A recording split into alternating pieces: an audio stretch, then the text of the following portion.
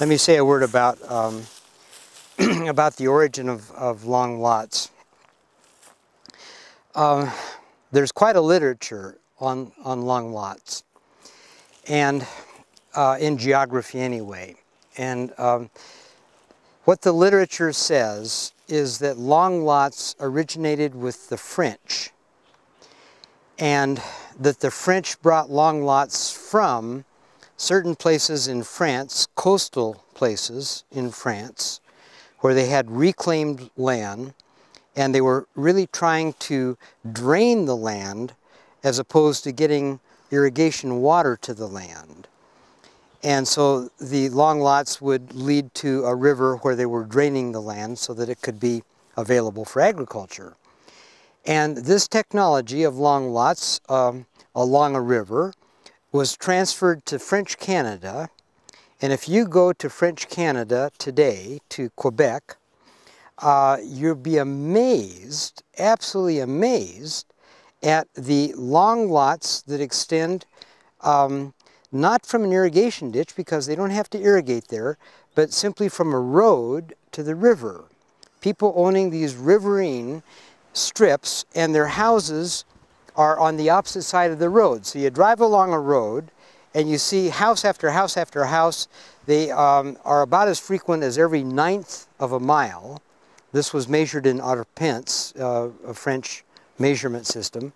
And you just are impressed by people having these ribbon-like lots. Well, then the French from Quebec went to Louisiana and to places like Detroit, along the Detroit River and along the Wabash at Vincennes, and they laid out their long lots. So this is very much French. But then here's the mystery. Here we are in New Mexico, settled by Spanish. Why long lots here? Because there really are no long lots in Spain nor in Mexico. Now that doesn't mean there are none, it just means that they're very uncommon.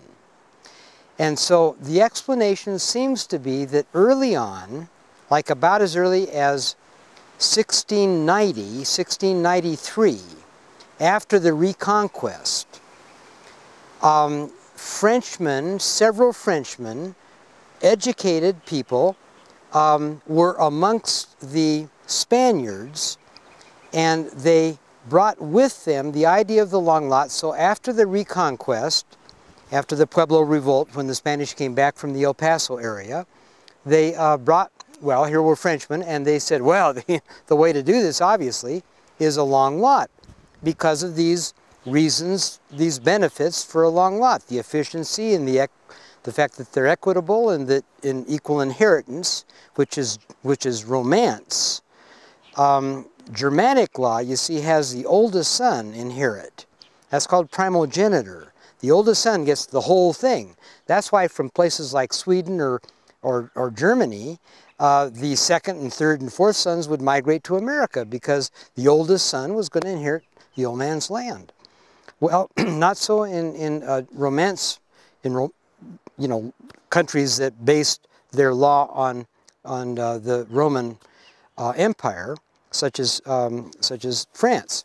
So the French seem to have come with the Spanish, and this is all circumstantial evidence, but it seems to be the explanation that they suggested long lots, and the Spanish agreed, and this has now spread throughout New Mexico. It's the way people lay out their fields in New Mexico.